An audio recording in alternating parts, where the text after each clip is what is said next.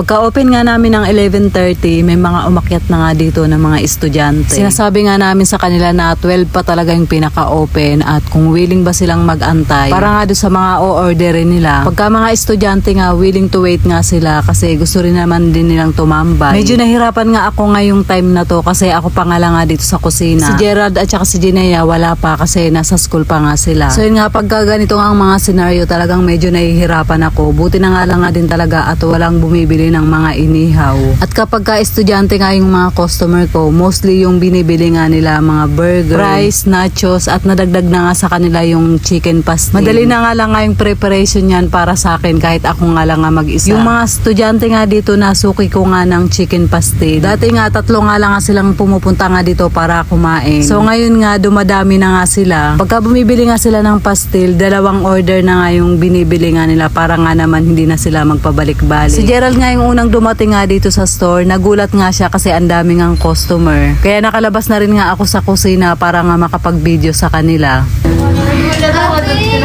Sige, 1, 2, 3. Nagtago na sila, oh.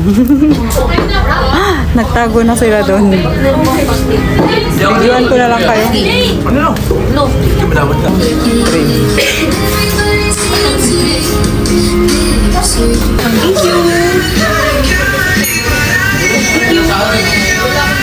Thank you din, be.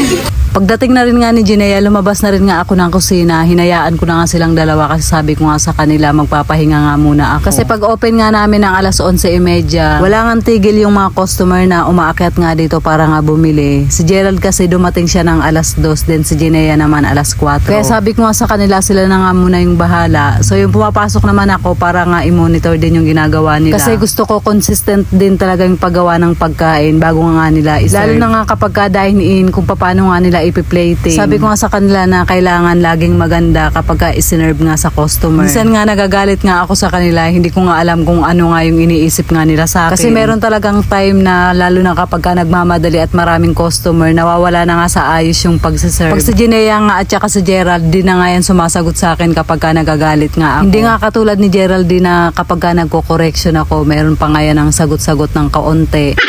Pero at the end of the day, sinusunod naman niya. Kasi alam naman niya hindi ako mangangaral sa kanila ng mali. Gusto ko kasi ituro sa kanila kung gaano ka-importante yung quality nga ng paggawa. Kasi napaka-importante talaga yun para balik-balikan ka nga ng tao. So yun talaga yung lagi kong ipinapangaral sa kanila. Kung maganda na nga yung gawa, i-consistent talaga nila yun. Huwag silang magpabago-bago. Depende na lang talaga kung may mga improvements na gagawin. So yun na guys, hanggang dito na lang po yung ating video for today. Maraming salamat po sa inyong panonood. Mag-iingat po kayo palagi. God bless and babush!